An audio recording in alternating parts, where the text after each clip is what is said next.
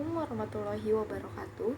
Saya Alvina Novalianti Lala dari kelas 3D dengan NIM 66612300089. Di sini saya akan memaparkan jawaban saya terkait remedial UAS akuntansi publik dengan dosen pengampu Ibu Sirvi Rahayu MAP.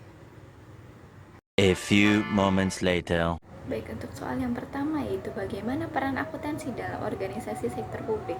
Akuntansi dalam organisasi sektor publik memiliki peran untuk memberikan informasi dan laporan pengelolaan keuangan dan sebagai sarana yang dapat berperan dan membantu organisasi sektor publik untuk mewujudkan akuntabilitas publik. Lalu untuk yang kedua ada bagaimana penganggaran dalam laporan keuangan sektor publik. Penganggaran dalam laporan sektor publik merupakan proses penyusunan atau perencanaan terhadap penggunaan keuangan atau dana publik yang didapat dari sumber penerimaan negara untuk kemudian dialokasikan secara adil dan merata guna ketercapaian kesejahteraan rakyat. Penganggaran merupakan suatu proses atau metode untuk mempersiapkan suatu anggaran. Yang ketiga adalah bagaimana peran dan fungsi akuntansi dalam lingkungan partai politik.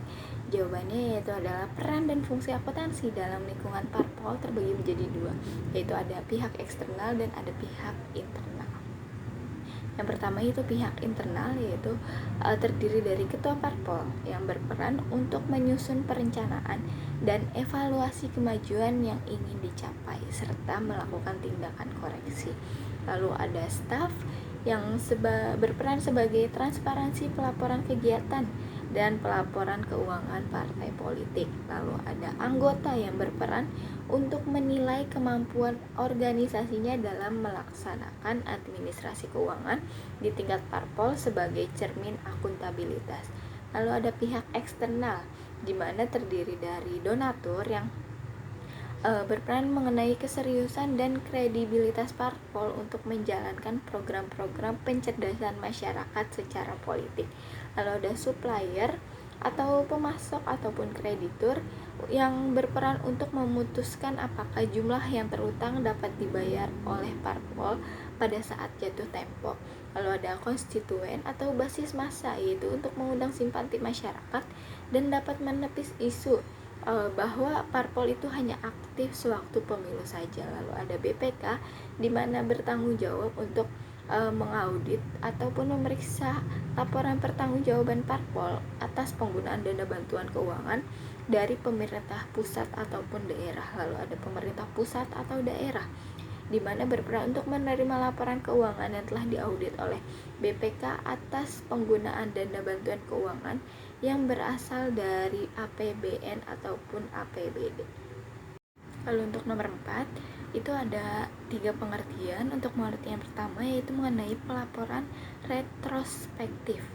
Pelaporan retrospektif merupakan praktik penyajian atau pengungkapan laporan keuangan yang mencerminkan perubahan dalam kebijakan akuntansi, estimasi akuntansi, atau koreksi kesalahan yang telah terjadi pada periode-periode sebelumnya. Dengan kata lain, laporan keuangan disusun seolah-olah kebijakan atau estimasi yang baru berlaku bahwa sejak periode yang dilaporkan, meskipun pada kenyataannya kebijakan atau estimasi tersebut baru ditetapkan pada periode yang lebih baru.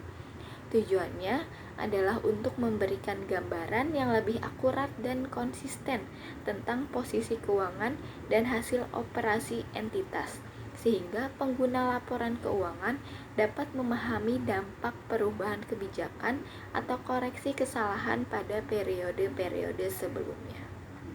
Lalu untuk pengertian kedua yaitu mengenai entitas akuntansi.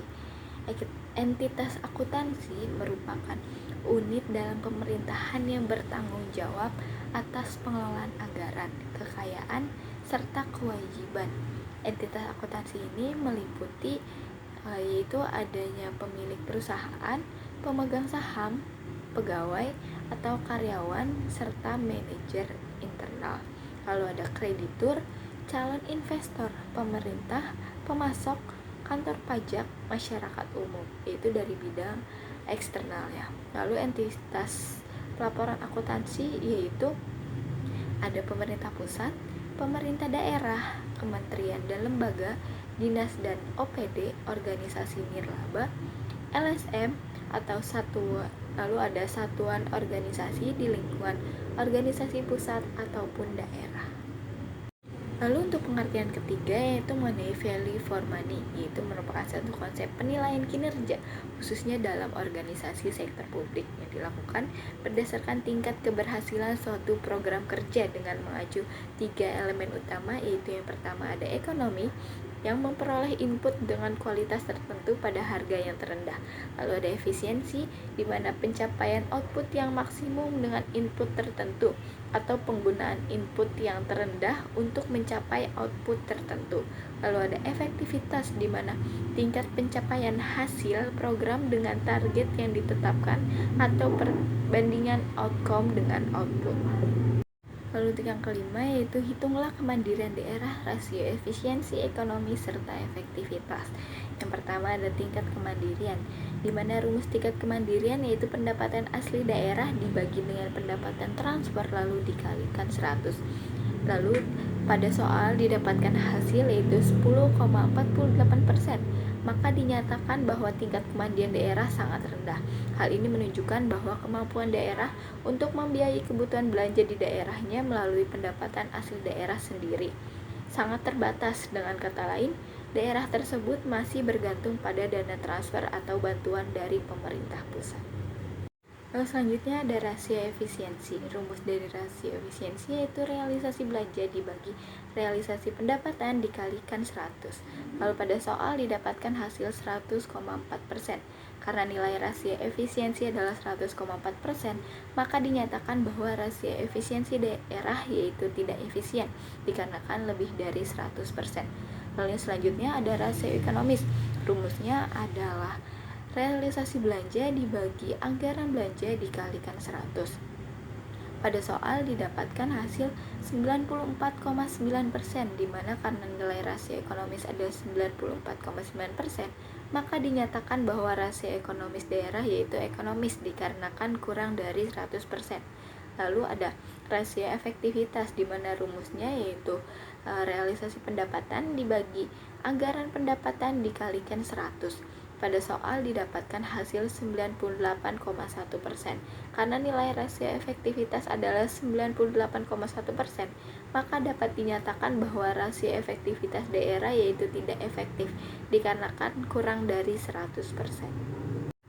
Lalu untuk hal-hal yang perlu dipertahankan dan diubah di semester 3 ini adalah hal yang perlu dipertahankan. Yang pertama adalah untuk mempertahankan konsistensi dalam belajar. Lalu yang kedua adalah manajemen waktu yang baik. Serta yang ketiga adalah aktivitas di organisasi yang mendukung pengembangan soft skill. Lalu hal yang perlu diubah, yang pertama itu ada mengurangi kebiasaan menunda tugas. Yang kedua adalah mengubah kedisiplinannya, bisa menjadi lebih disiplin dalam segala hal. Lalu untuk yang ketiga adalah pengelolaan keuangan agar tidak mudah boros dan menjadi lebih hemat. Lalu untuk yang keempat adalah menjadi lebih aktif dalam pembelajaran baik di kelas maupun di luar kelas. Baik, mungkin itu saja yang bisa saya sampaikan. Terima kasih atas perhatiannya. Wassalamualaikum warahmatullahi wabarakatuh.